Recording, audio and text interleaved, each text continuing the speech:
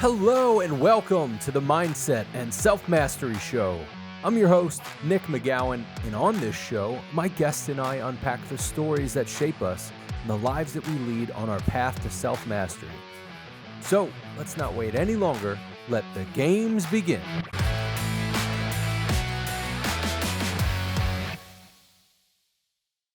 Hey, Wojo. Welcome to the show, man. How you doing? Dude, Nick, glad to be here, man. I'm glad that you're here. I was saying to you, I had a couple of your buddies on before, and one of them in particular wanted me to rub in your face that he was on before you were. Let's use that term buddy loosely, man. I know what you're talking about, those jokers. Fair enough. Yeah, exactly. We don't need to say anything about that person. And when you're listening, you know who you are. That's it. Well, I know we were going back and forth, or at least I was going back and forth with your project manager or assistant, who's great. We were just trying to figure out the best time to be able to set this thing up. So really, you should have been first. Okay, I'm going to use that, man. I'll take that. Yeah, you should. And I'll do the same thing when I talk to him too. So, hey, I don't want to steal your thunder. Man, I appreciate that you're here. Why don't you tell us what you do and tell us one thing that most people don't know about you that's maybe a little odd or bizarre. Yeah, man. So I'm the CEO of a company called Lifeonaire, and we're a life and business coaching organization, and we do events, and we have students, and all these other kinds of things. And that's a crazy story how I actually ever ended up being there, because I was trained as a scientist. And one thing that I'd say most people don't know about me, well, there's two here, and you can tell me which one of these is more shocking. One is I'm apparently a glutton for punishment, because when I was in school, I was in college. To stretch my comfort zone, I took a hip hop dance class, and I was not only the only male in that class, but I was also the only male that was probably about 15 to 20 years older than every other female in there, and so I was the creepy old guy. That was a scarring memory for myself and probably every female in that class as well. And the other thing that not a lot of people know, aside from a handful of people, is that I was in a pretty bad motorcycle accident in 1999, and I was told there's a really, really big chance I was never going to walk again. And that was a crazy, scary moment for me too. But actually, I don't really talk about it much, because it feels like a lifetime ago actually now. Sure. Yeah, I bet, man. I got into a car accident about 10 years ago, maybe 12 years ago, something like that. But I think there's a certain point where you had something tragic like that had happened that kind of shifted your life, and you're like, oh my God, so much life has happened since then. Dude, it totally does. It totally does. What a wild thing. So what happened? What was the situation with the accident? Man, so I was on a backcountry road on my motorcycle, and an SUV oncoming in the other lane cut their corner short and ran me off the road. And I dislocated my hip, had a couple cracked vertebrae, and I remember. So I was in the hospital for a week, and I go into the doctor. And he tells me that it was a really severe dislocation, and there's something called avascular necrosis, or AVN, which basically means like the blood supply to your joint was cut off, and therefore the bone that is supplied by that blood flow will eventually die. And he's like, so our options are, he said, you might be all right for a little while here, but pretty soon there's a really good chance you're going to need a hip fusion, because you're a young guy. Hip replacement isn't really designed for you, because they don't last that long. But even if we don't fuse it, you will absolutely need a hip replacement. And the problem with that is because they're not designed for long term. You're probably gonna have to go through 2 or 3 of those during your lifetime. And he's like, and if that doesn't happen, if you're like the one in a million, you will be you're gonna have severe arthritis setting in the next couple of years, and you're gonna be on medications the rest of your life for this, which now there's long-term effects of those medications, and you could have a host of other issues. Dude, I was, this was 99. So I was, I was 20, I was let's see, I was 20, late 20s. And to hear that, when you're an active person, you're an athlete and you run around and you do all this stuff, like, dude, it's like soul crushing. I remember many nights spent just sobbing, like, this can't happen, no way. And I just said, no, I'm not going to be the 1 in a million. I'm going to be the one, I'm not going to have any issues. And I refused to kind of accept that diagnosis. And with God's blessing to this point, I haven't had any issues, dude. Now it was a long road back. We could talk about that, but like, that's when it hit me for the first time in my life to like, never let anybody tell you like what you can do or what your body's going to do, or, like, I don't care if they're an expert, man. I don't care what their credentials are. Like, don't do that, because you see people that do that, right? Like they let somebody else tell them what it's going to be like, and they actually follow it and they believe it. It's devastating. Yeah. Oh yeah. Especially because you hear different stories at different times about somebody that beat cancer and they just didn't believe what the doctors were saying. And doctors are like, you've got X amount of time. They're like, well, I changed this, changed that, told them to fuck off, and just continued on with life. For most people, they're like, well, we've been told that we need to do this thing. We've been told this. It's almost like how we've been conditioned. You go to the doctors, you believe them. And there are other people that are like, I'm never going to go to the doctor. It's like, I can see your limb is about to fall off. You need to go talk to an adult. Right, yeah. Maybe yeah. Yeah, please for your fucking self. But for you to not have that shows a lot of mental fortitude. Now, were you that type when you were younger at that age to go like ego driven, or were you actually listening and coachable? That's hard to answer. I remember the fear of having my entire life changed, I think is what, I don't know if I don't know if it was denial. Like, I don't know if it was like, cause I'm not like an inner rebel. I'm not like, I don't have a problem with like authority in my life in general or anything like that. But like, I just was like, screw that, no way. And so I was an athlete as a kid, but I would never say I was like necessarily mentally tough. Like I've always been attracted to kind of like extreme sports, for instance, and maybe there's some sort of relationship there between like flirting with injury and danger. And I'm not sure what's there. Like, I don't know why that's there. I just found, I always seem to be attracted to things that I can kill myself at for some reason. Death wish, that could be the opposite of the scale, I know. I don't know what I don't know what that's from, but like, I do remember like, I've always had a relationship like mentally with persistence. Like, that's one thing that I've always been, I'd say gifted with, really, because I don't know where it came from, but like, and so maybe like that challenge was something that for me was like, hey, I'm going to just give everything to this. But then, the other side of that I struggled with was like, well, what if I'm wrong? Like, what if I put in all this effort and I still get that's scary too, right? Like, cause you don't want to fail after putting that so much effort. But I remember like, so I was still on crutches, and I'd there was a lake where I lived, and I'd hobble out on the end of the dock, and I would let myself fall. I couldn't walk. So I'd fall in the water, and with one arm and two legs, I'd kind of just like flip flop fish around, like for like, it's at first it was like for like 10 feet before I was like exhausted and in pain. But like literally, man, like every day I would go back and do that. And every day it was like 2 feet further or 5 feet further. And so like, I don't know, I just developed this like this screw you attitude to my body, really. I'm like, no, you're going to do what I'm going to tell you to do. I don't care if it hurts. I don't care. Like, if you're going to heal. And it took a while, but like that after, gosh. And I remember in the doctor still, like when I went back for checkup, when I was already making progress, he's like, well, I'm just telling you, don't get your hopes up, because like, you're doing really well right now, but like, I'm telling you, and I'm not saying this to be negative, but I just want to prepare you, it's going to be hip fusion and hip replacement, or like debilitating arthritis. And dude, I don't know how this guy got his license actually, like, cause like, you don't tell that to somebody. Kmart, Walmart. Yeah, dude. Yeah. Like, you don't say that to somebody. And no bedside manner. Man, yeah, you're playing with people's lives. Like, you really are. Like, you're not just there for medicine. And this is for anybody. Like, I think any of us who have a position of potential influence have to look at, like, are we voting for people? Are we cheering for them? Are we trying to help them, in a positive way? Or are we, maybe even accidentally pulling them down a little bit? And this guy, maybe I want to forgive him that he didn't know better.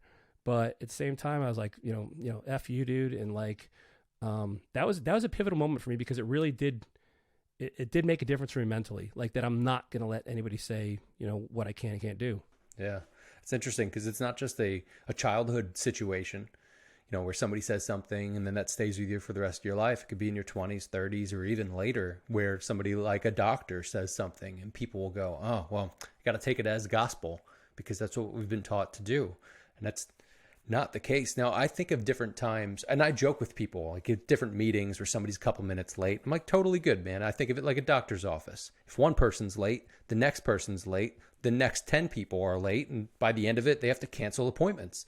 Just how it goes. So then I think of those people being in a tough spot, just like with all the COVID stuff, where they were completely overwhelmed and being like, all right, check this box, move these people out. They're dying. Just get them out of here. And they're just trying to check off boxes where they don't even think about those sort of things because they're just saying it based on patterns that they've created and that they know they're already 20 minutes late for the next appointment. So with them just flippantly saying something and you're like, what? What do you mean? They're like, oh, you're just going to die in like a couple hours. Yeah, exactly. They're like, what the fuck do you mean? They're like, well, you need to get out of that chair because I got another person coming in because we're completely late.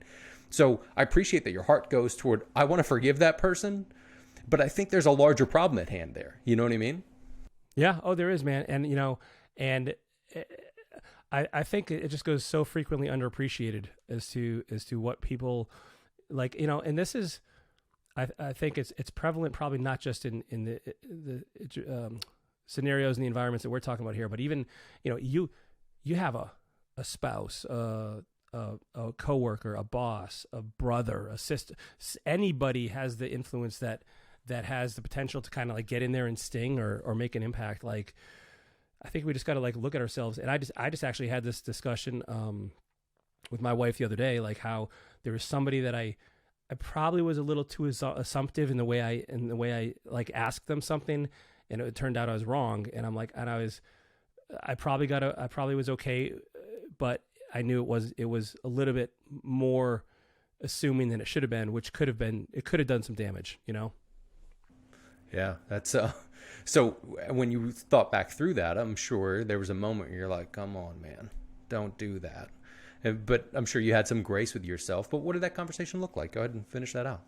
Well, it's like, so there's kind of like a little bit of family drama, and I had assumed that this person their reaction to me was based on this family drama, when in fact it had nothing to do with it. It was totally like, friends, because we were going to do something together. I said, hey, is it because of this? And they're like, oh, actually, no, I didn't even think about it. That's because we have these friends coming into town because we're going to catch up for something important. And like, oh, I didn't even realize, like, I had friends coming into town and they're here the whole time. My first thought was like, oh my gosh, that's not even at all what I was thinking. Like, it wasn't, I just jumped to conclusions, And I think, we just got to be careful for that, because it's so easy to happen. Because, you talk about patterns a lot, right? And this, I think sometimes it's dangerous to look at the pattern, instead of the particulars, right? Like it's easy to do. And I know we do this because it saves us mental energy and time, and we make broad strokes and generalizations. But it just seemed to be really kind of a moment that I realized I needed to be, paying closer attention to this. Yeah, it's interesting. I think of people finishing other people's sentences. It's just kind of a thing that has happened, I think, more in the past couple of years than it's ever been. I've actually noticed it even on TV shows where they'll do it and they'll just finish out other people's sentences because, one, we as people just want it to be over. Like, we want the next thing to happen, and we're not actively listening or intently listening. We're just trying to talk about the next thing. So I find it as an interesting thing where people kind of look at that and they don't really see what they're doing as much. Where if you talk to somebody that just sits back and listens, you're like, wow, that person was great. Like, yeah, they just listened to you. Dude, you're right. I mean, it's, now that you say it, it's so, and I think maybe it's because I feel like life for a lot of people has appeared to become faster, more congested, more hectic.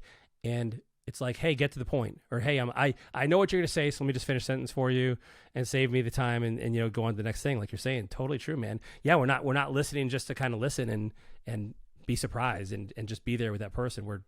Because we already made our conclusion. We already thought of the answer. We already know what you're going to say, totally true. One person had told me at one point, he's like, I'm just a real fast listener. I just listen to your stuff real quick and I'm done. I was like, oh, that's incredibly rude, but appreciate the honesty. I'm a fast listener. Okay. Yeah. It's like, all right, fair enough. Well, let's hop over to the Lifeonaire stuff, because I think this ties in a lot to that, where I know you and our buddy that we were talking about have lots and lots and lots of conversations and have to listen to be able to understand what's going on to be able to help the people you're working with. So one, can you give us a bit of context of what Lifeonaire is, and then two, kind of what you guys get into? So Lifeonaire, so I actually started as a student in Lifeonaire in 2009. I did not found it. The founder is Steve Cook. I came on as a student and then started coaching for them, then speaking, then running the company alongside Steve. And so the whole message of Lifeonaire is basically, hey, let's figure out, everybody wants to be a millionaire, right? Everybody's there's this seductive allure of the word millionaire that is just so attractive to so many people. And what Lifeonaire says is hey, really what you want is the life you think the money's going to buy you. So why don't we do that? Why don't we bypass the money thing? Now, not saying you're not going to make the money, but let's focus on life first. Then let's have the money conversation. Then we'll have the business conversation. So everything we do is hey, let's help you figure out exactly what you want your life to look like in every area, in a tangible way, not a foo-foo necessarily way, or a hey, we're gonna, you know what I mean, a pie in the sky approach, but a real tangible way with a plan. And then we'll have a discussion about how to create a business to serve that life. And I would say,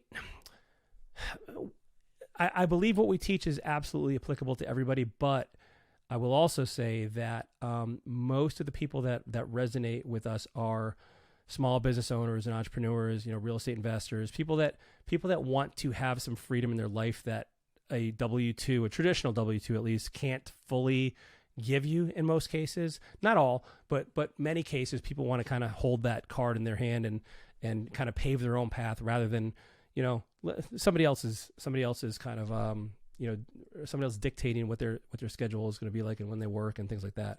So that's kind of what the whole thing is about. And, we have coaching events, things like that all kind of play together. That's interesting. Especially to be able to go, well, all right, you want to live this millionaire lifestyle.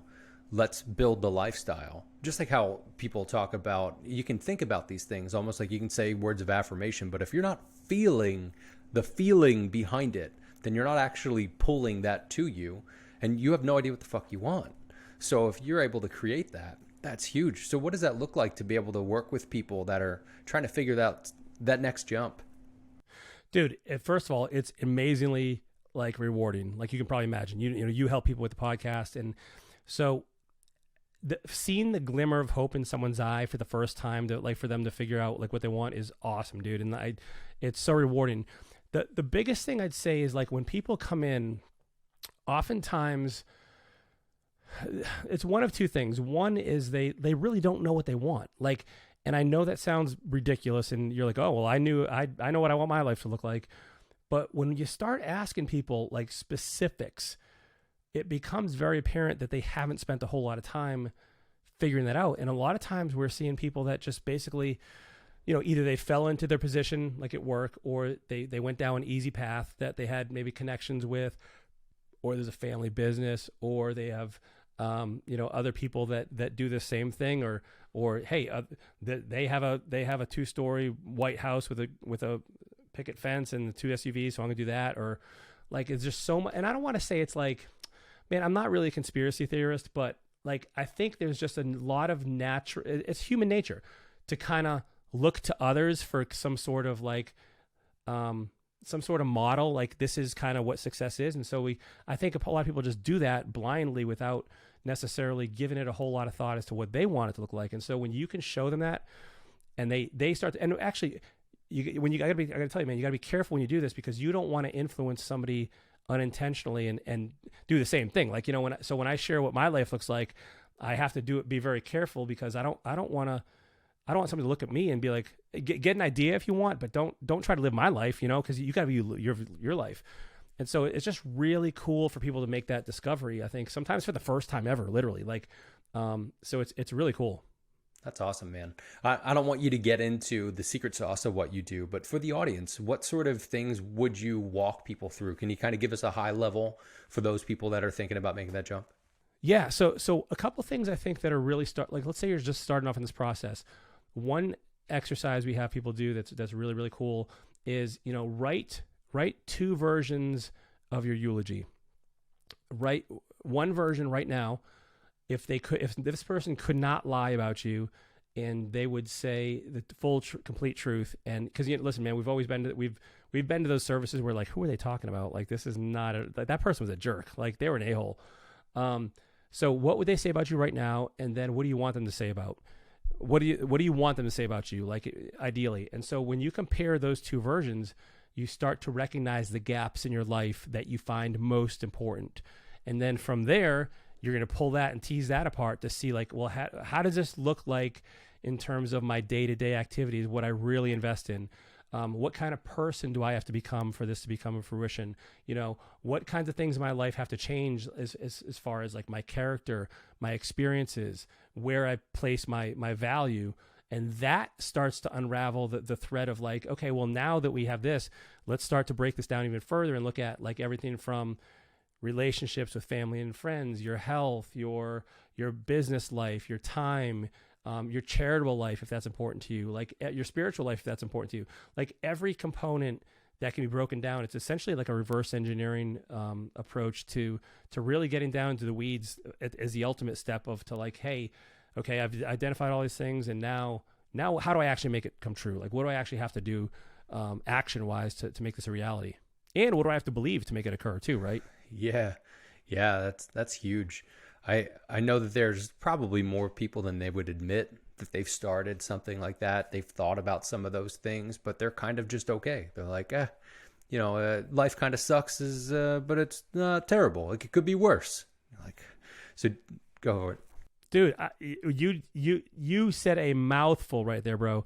And I was just reacting to it. Like, that is so, complacency and comfort are the 2 enemies that we see a lot. And those are the people, like, let's say you had a scale of how happy you were with life from 1 to 10. Like 1 to 3 is like, life sucks. I'm dying here. I'm getting the life sucked out of me every day. Those people have some sort of motivation to change because they're in pain.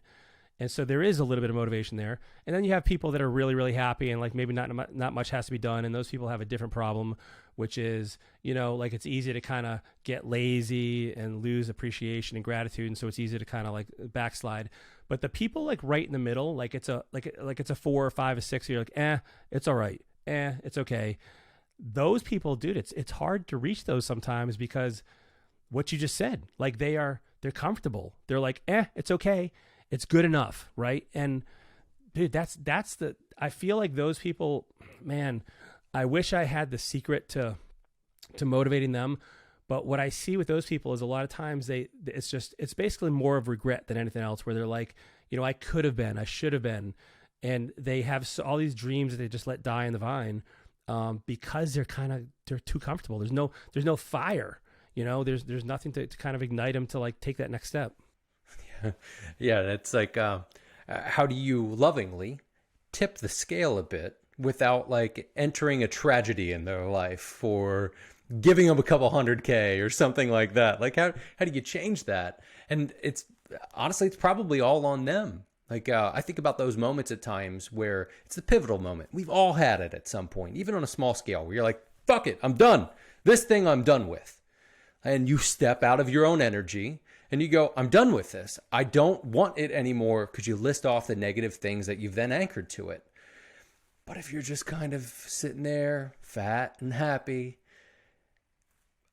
it's so difficult to get those people out of it. So what sort of advice, if you and I were standing there and we could see somebody that we're friends with that are in one of those spaces where like, well, we can't kill one of their family members, shouldn't at least, and I'm not going to give them a couple $100K. I don't want to. So what do we do to kind of help them along that path? Man, and so first of all, I love what you're saying here, because it's really you're hitting on the crux of the problem here. One thing I think that could be beneficial is for people to kind of, and I've done this in the past with some people, and it seems to be effective, is like take people through the exercise or have them do it on their own. Like, what is life gonna look like in another year, another 3 or 5 years, another 10 years if you stay on this path? Because maybe you've gained 15 pounds over the past 2 or 3 years, and you're like, okay, well, I'm a little pudgy, but who cares? Okay, well, let's add that forward for another 10 years. So let's triple that. So you just gained another 45 pounds. Are you okay with that? Or let's say like right now you're kind of working more than you want to, and not making the money you want. Okay, well, how's that going to work for you in another 5 or 10 years? Do you really still want to struggle? Are you still really going to be okay with that? Or do you think, physically or mentally or emotionally you're going to burn out? Like, what's going to happen to the relationships in your life because, that you're neglecting now and you already have friction? What's that going to be like in another 5 or 10 years? And so sometimes I think the fear of not changing is enough to kind of kickstart somebody and give them a little bit of, a kick in the pants to move forward. Not always, but like, I think that can be scary for a lot of people. Like, when they really think about it, if they continue on the path they're on right now, what's the result going to be in each of these different areas of life? And like, that can be sobering sometimes. Yeah. Oh yeah. And that's easy for us as humans to not go near that. That's like, oh, well, there's a fucking haunted house over there. I'm not going to go in there. Okay, great. And that thing's just kind of in our mind somewhere. And I appreciate that there are people like yourself and like the Lifeonaire coaches that are able to actually help people. Because honestly, at the core of it, I'm sure we agree, it's accountability. Like, you've got to be able to talk through things and have accountability. So what does that look like from your perspective and working with people through that stage and some of the accountability? So I think accountability is a huge part of it. And having people, two things about it. Well, first of all, everybody likes accountability until they get it. And so you gotta really be okay with it. And from the standpoint of receiving that accountability, but also giving it, because nobody wants to feel like a jerk, but like, if you really care about somebody, you're not gonna let them get away with it. This is where I think the people you surround yourself with is so important. Like, because we all have probably had those friends who are like, let's say you're trying to lose some weight and your buddies are like, come on, man, let's go get a slice of pizza and we'll get a few beers. Like, you don't hang out with us anymore, man. Let's go hit up the bar and just, go on a bender. Like, and I can understand that from the perspective of maybe your friends feel like you've withdrawn from them or you're going to outgrow them, whatever. But your true friends and the ones that can help you are the ones that can be like, they're the ones who are going to see a beer in your hand and slap it out of your hand because you told them you didn't want to drink. And so those are but you got to be okay with that from both perspectives. And you got to like really also have that person's best interests at heart. Like, you really got to like want them to succeed and more than anything. And like, certainly not more than they want to succeed, but like, you got to match them where they are. And that's so important, man. Cause you don't want accountability from somebody who's rooting against you or who just wants to be a jerk or like whatever. And so that's really important, to do that. And the other thing I think that's really important is related to accountability is to find other people that are doing the things that you say you want to do, and who are happy to see you make progress as well, which is kind of a little bit like what we just mentioned with the accountability. And it gets back, I think, to the power of like community and being around the right folks, and like, this is so funny because like, I think a lot of us probably remember our parents telling us when we were kids, like, don't hang out with Johnny. Like, like he's going to get you in trouble or what. And they were kind of right. Like, actually, like, as much as I hate to admit it, like, your parents can see things that you can't when you're young, and we lose that governing, like, over the shoulder perspective, like when we're adults, and maybe we could benefit from it a little bit. Like, who are you hanging out with, and are they keeping you accountable? Are they helping you reach the things you want to do? Yeah. Well, that starts with us as individuals. Like, sometimes you got to parent yourself. I had this conversation recently. So we're recording this in October. Your episode's probably going to be out in February, March, or something like that. But this month I started or stopped drinking. And I haven't had a month of not drinking since probably high school, maybe even like middle school, like as terrible as that might sound. But being able to actually do that, but it took me parenting myself over the course of a couple of months and seeing the patterns of shit and the conversations that I have with enough people about this stuff where I was like, wait a minute, I'm seeing myself being able to do this. And I'm kind of a geek, and I know that I am probably a geeky outlier with this, but I get fucking nerdily excited where I'm like, yeah, this is one of those moments. This is one of those things. And it's only because I've been in those spots where I've pushed that shit off, where I've been like, fuck it, I'll let future me deal with that. And then future me, 6 months, 2 years later, goes, past me, why can't you just fix your fucking problems? Why didn't you address it back then? Yeah, exactly. Come on now. We'd have been so much further ahead or, whatever. So I've had enough of that bullshit where the parent in me is like, you remember these fucking times? Let's knock that off. But that's not one of those things where you can't just pull that out of you. That takes years and years to be able to do that. But I think good conversationalists are the ones that are able to do that with people and get them to that point where they can feel that trust. Now, I'm sure you're probably in that spot too. So thinking about the audience that is either going through that or they know somebody. Like when this shit comes up, there's always like, Timmy or Johnny or whoever that pops in their head. They're like, man, I got to talk to this guy. How would you suggest that they lovingly have a conversation with somebody that's kind of in that fear space or that really casual spot and wouldn't accept the accountability because they don't have enough fear or negativity tied to it yet? Dude, that's a great question. And I think what I've seen is like, I think the first thing that's going to be your prerequisite for any kind of meaty discussion, it has to be rapport. Like you have to have a relationship with this person where they have no doubt that you care about them more than their own self-interest when it comes to this issue. And that you have, and if you're going to, I think there's two ways to play this. Like, so if you have rapport, I think that, that being the first step, either you have a choice.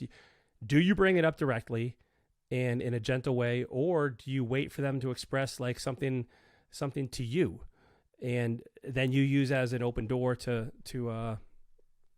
broach that conversation? And I think it's really dependent on the context and the person. One thing that I've found valuable is an actual technique to do this is, and this is you always gotta be honest with this, but like I've had discussions with friends about my other friends or someone close to me who's dealt with this, and I just drop it as a story in conversation, just because then they can't help but, and you don't make it like obvious that you're like you're trying to like plant the seed with them, but like when they hear it from somebody else, it causes them to just kind of stutter in their step for a second, and all of a sudden just be like, I wonder, and you got to do it. You don't want them to think like you're trying to like, in a roundabout way talk to them. But like if you can, I think it's easier for people to hear a story about somebody else, and then they start to maybe look at themselves a little bit, and that might be the opening you need. But you got to do that very tactfully, because you never want to be manipulative with someone. But that's tough, man, because some people, dude, listen, like my mom has had stage 4 lung cancer and she's in remission now. Dude, she still smokes. Like, you know what I mean? Like, how do you, and believe me, I've had all the conversations, right? And like, it hasn't worked. And so like, at the end of the day, it's the person, like they have to want to change. Like, when you mentioned your moment a minute ago, like if having enough, like, so you got to have some discernment with this. Like, if you can tell they don't care at all, save your breath. Just love on them. Move along. Yeah. Just love on them, be there for them. And then when the feces hits the rotary blade device mounted on a ceiling, you will be there to help them and support them. It's a long way to be able to say that, but I appreciate that. Yeah. Well, yeah, it definitely is it's on us as people. And I keep thinking of that visual of you and I standing there, seeing somebody standing at a 5 or a 6 and not being at a 2 or not being at an 8 or a 9, and just living in that general, life sucks at times, but life sucks at times. Because I think there are pieces of it, like almost layers to it, where you need to have some grace with yourself, right? And just go, look, today was kind of fucking tough, but I'm all right. I'm going to sit down. I'm going to watch TV, or do whatever you're going to do to veg out for a couple minutes. Have some grace, but not just totally give it up. And something that I found that has been super helpful for me has been just incremental progress. Like there's certain days, like I learned from my dad years ago. He was like, there's some days where I feel like it's just not my day to do things. So I'll go, all right, cool. And just let it kind of go and let the day kind of ride. And there have been certain times where I'm like, but you can mentally change that. It's an attitude thing to be able to figure that out. So how do I incorporate that in my life without getting crazy? Where sometimes you can start to think through, oh my God, all the shit happened before, or all the shit has to happen, which lands you in the center. So I found the incremental work to help me, but in all the conversations you have with people that are either super successful and doing great things, but want more, or they're in a really bad spot and they want to be able to fix that, how do you help them have the incremental growth and do the things on the daily to help? Man, I want to step back for 1 second and focus on what you said, which I absolutely love, man. Like what I heard is like having grace with yourself when things aren't going well. But also the flip side of that coin is like when you feel like you're on, you have the responsibility, the ethical, like, you know, you have this to hustle, to make it happen, take advantage, and don't squander those days too, because everybody has them both. Like you'll have some days where, like, you know, like you said, you're it's just, you know, it's not gonna be your day, and you give yourself permission and you make the best of it, and maybe you do something that you really enjoy to kind of maybe perhaps get you back in the zone. And if not, okay, well, you know, I'm not gonna beat myself up about it. Tomorrow's a new day. Or even like, you know, I'm gonna take a nap, and when I wake up, let's see how I feel. Like, you know, like try to reset that clock. And then when things are going well and you feel good, I think you really, that's your moment to shine. And so don't let that slide. Now, I think the shine days for most people over a long period of time outweigh the darker days. In a short period of time, that could absolutely not be true. Like, so you have, you know, dude, I went through a divorce back 2011. It was the darkest time of my life. I literally didn't want to get out of bed for a month. I mean, I wasn't like suicidal, but I also wouldn't have minded if like a meteor landed on my house and like just crushed me, you know, and I would have been okay with that. And so in that short period of time, it was all dark. But, you know, you expand that perspective to a year, to 2 years, you know, whatever, you start to see a better pattern. And I think one of the things to incremental growth is catching and having a perspective on the little things and having an appreciative attitude for it.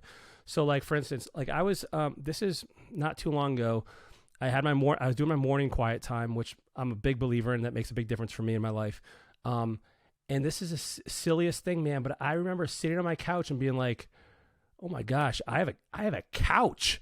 And I have a carpet under my feet, and I heard the air conditioning go on, and I'm like, I have air conditioning. Then I heard the fridge turn. I'm like, I have a refrigerator. Like I can have food like that is cold and on demand. Like, and it started just this incredible, also kind of a little bit foreign because this isn't normally how I view things, but like this incredible moment of like this flowering appreciation that made me realize, and it flipped my perspective just enough to turn what could have been like an okay or a dark day into a great day. And so like, I think that is something and I know it sounds kind of corny, like, you know, your attitude of gratitude, blah, blah, blah, like whatever rhymes sounds like, you know, prophetic or whatever. But it really did strike me of how valuable that was for me. And if you can find those opportunities to catch those little things, I think it does make a difference. Oh yeah, I totally agree with that. And there's some of the sayings that are corny because some people think of the shit as corny. But if you really think of those little magical moments where you are aware of everything around you, it's almost like being on a different mental level. Like you've entered the quantum realm at that point, and you can understand that everything I have is important in some certain way, and to be grateful for that. I had a conversation with actually my brother and my dad the other day where I was like, do you guys ever just like randomly yell throughout the house? Like, fuck yeah. Just because you love life? They're like, yeah, all the time. And maybe that's where I get it from. But there are weird things like that where I'm sure my neighbors are like, what the fuck is wrong with this guy? But But there are moments, and when those moments happen, I think it's on us to be able to, it's our responsibility, as you mentioned earlier, to do something with it. Like capitalize on that. There's this energy that's flowing through you, and you can't just be like, oh, that's cool. Man, I hate this. And like instantly jump into something shitty. Totally true, man. Totally true. I love that. You got to express it, do something with it, show it. Like, because I think if you don't do that, it just kind of sequesters itself and it goes back into its hiding hole. You know, you got to do something with it. And it's like a muscle at that point. If you keep telling it to go away, it's going to go away and not come back. And maybe that's where the 5 or 6ers have been, where they get kind of stuck in that. You know, I'm sure you get into this where you've known somebody for a while and then you have a conversation with them years later and they're like, man, I've never told you this before. You're like, we've been friends for like a decade. How have you not told me this thing before? So I think of that stuff that people just naturally kind of hold on to until they're ready, but it all gets back to them to be ready to do it. Man, I appreciate that you've been on the show. I appreciate the time. We could probably just keep talking about this stuff. And I know this isn't going to be our last conversation. At some point, we should probably do a conversation with the 4 of us, if not even more Lifeonaire people. But what sort of advice would you give the audience that are walking toward their path of self-mastery? I would say be in the moment and give it time. Look for incremental changes to make the biggest difference for them, because that's the key. Like, you know, just ratcheting it up slowly over time, like small sequential steps that by external standards maybe even be non-noticeable. Like, but find those, and then you will see the progress. And then once you see the progress, now you can rest that you're on the right path, and you can let go of any kind of expectation on how fast it should come or what it should look like, and it will get there. It just have confidence that it works and believe in the process, man. That's awesome. Again, Wojo, thank you so much for being on. Where can people find you and where can they connect with you? Man, head on over. I'd say either to Lifeonaire's private Facebook group. I just call it private, so we don't have any spammers in there. But anybody could be in there. It's a great place to discuss any and everything that's related to achieving and accomplishing the life you want. Or just go to lifeonaire.com to see what when we're coming to your area for events and kind of content we have on the website. Awesome. Again, Wojo, thank you so much for being on. It was a pleasure, man. Thanks, man. Another great conversation on today's episode of the Mindset and Self-Mastery Show. So, what did you think of the show today? I'd love to hear your thoughts, and check out the Instagram or Facebook page to join the conversation. If you enjoyed the episode, please jump over to iTunes and subscribe, rate, and leave a 5-star review. It helps us be found and helps others be healed. If this episode opened your eyes, made you think, or smile at all, then I'm sure it'll do the same for your friends. And check out the show notes for more info from today's episode, and check out other episodes on the Mindset and Self-Mastery Show.com, as well as our YouTube channel. Just go to YouTube and look up the Mindset and Self-Mastery Show. And thanks again to our incredible guests for being real, honest, and vulnerable with us today. But I'd like to thank our sponsors. And most importantly, I'd like to thank you. Thank you for hanging out with us today. Your support means the world to us. And with that, remember, your mindset matters, and so do you.